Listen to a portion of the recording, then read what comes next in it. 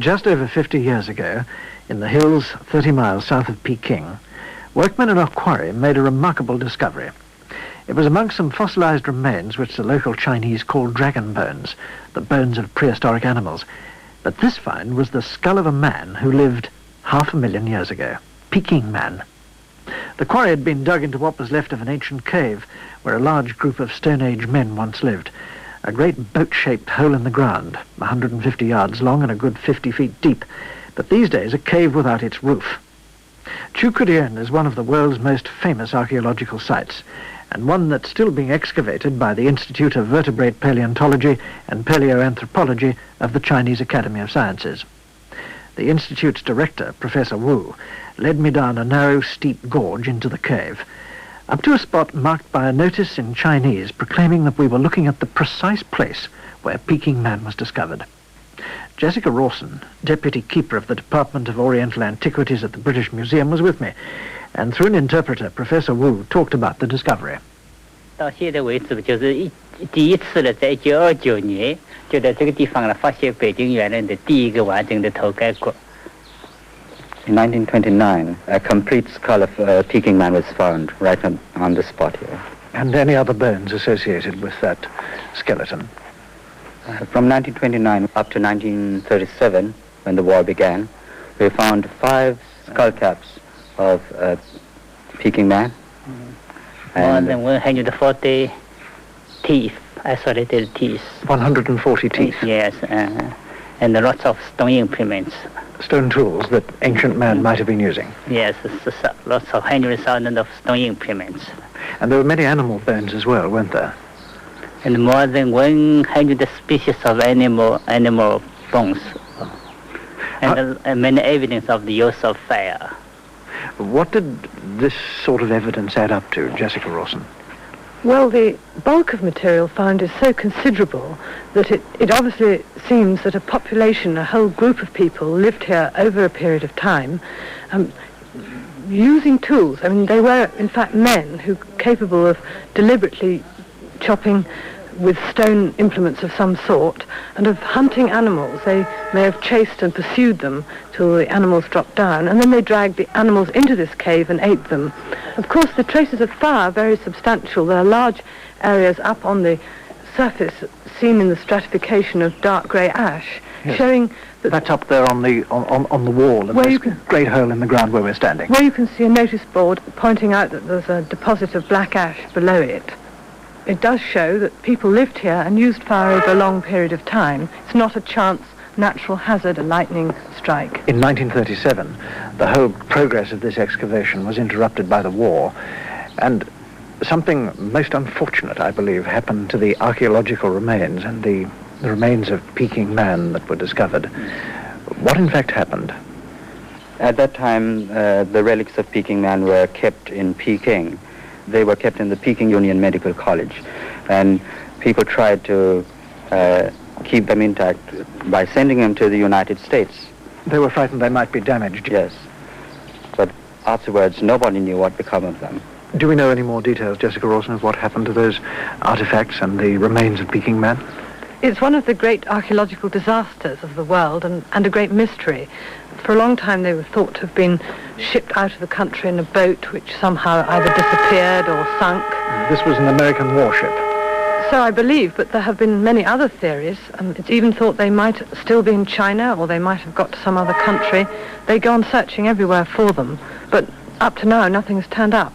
Fortunately, there are casts of the pieces. It is known what the shape was like, and in the museum near this cave there is in fact a series of replicas of the casts of the skulls made in the period before they were shipped out of the country.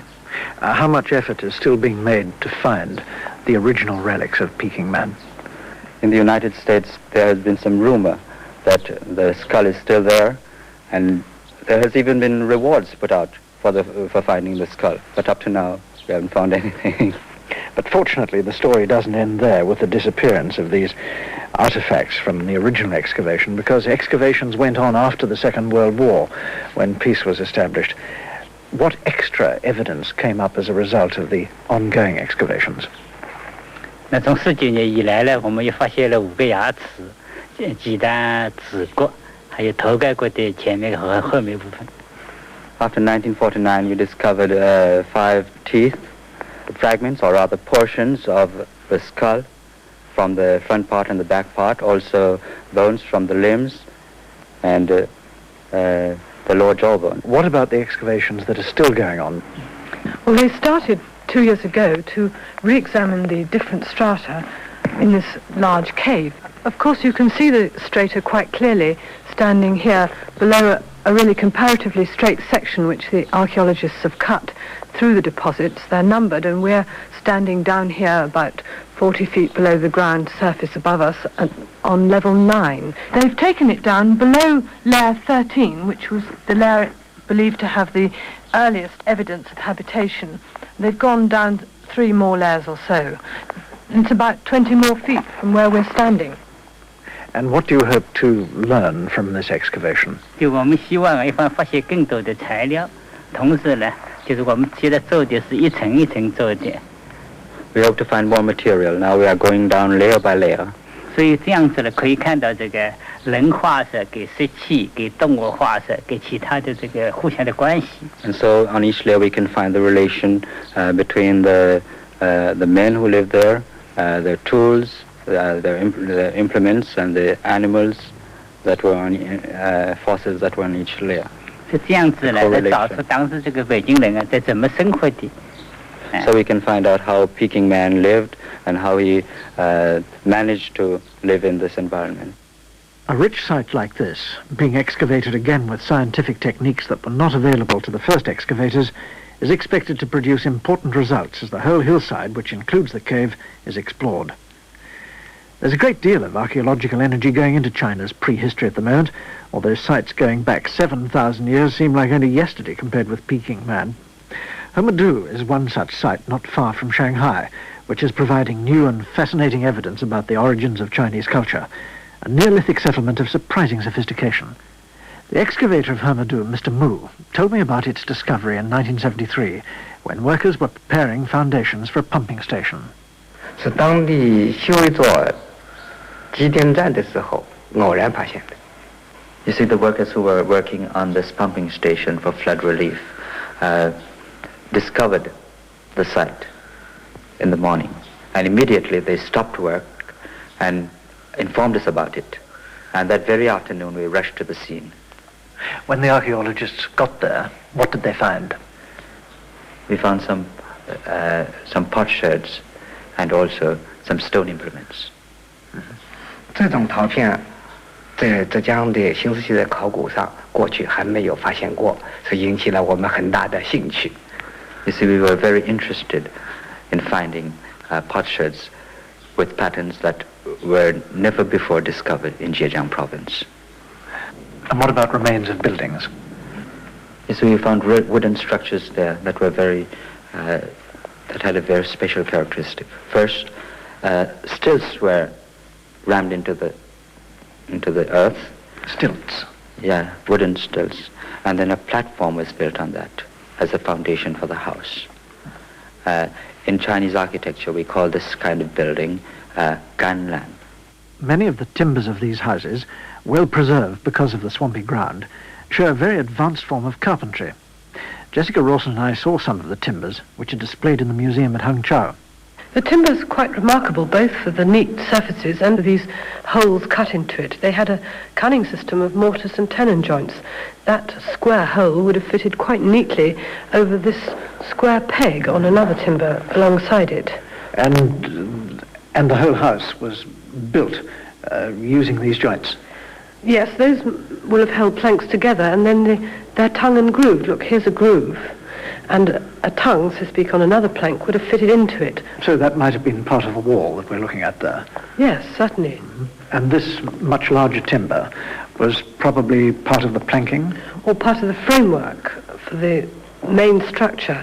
I can imagine that standing quite high above the ground and taking that notch, a joint from a beam at right angles to it. That's a fairly sophisticated way of building for nearly 5,000 BC, isn't it?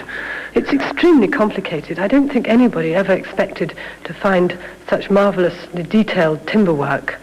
It's the first time it's been found, and the degree of accuracy is quite remarkable. The stone tools used by the carpenters were also found, along with antler picks and the shoulder blades of deer attached to wooden handles to form a most effective shovel. Just the sort of implement they needed in the fields 7,000 years ago for cultivating rice. We found remains of rice stalks, rice leaves, stalks. yes, stalks, leaves, and also grain. Was there a large quantity of rice when the excavators got down to that level? 去到那一层的时候，是不是发现很厚的堆积成的米？包含米的堆积层最厚的有40公分。The thickest part was about 40 centimeters. We had already found rice from 4,000 years ago, and so at that time we had an idea that there should be a period prior to that where there was rice cultivation. And so when we found it now, it was not so much as a surprise as a matter for feeling happy about. What surprised us was that the color of the rice husks, it was still brown color. Still retaining its original color? 是不是原来的颜色？原来颜色。 Yes. Was this the first evidence in China of early rice cultivation as distinct from wild rice? From the material we have found, it is so. It is the first evidence of rice cultivation in China. Archaeologists have dated the carbonized rice grains and samples of the well-preserved wood. Mr. Mu told me that they'd done 15 different datings using carbon-14, and they're satisfied that they're dealing with material from about 4,800 BC.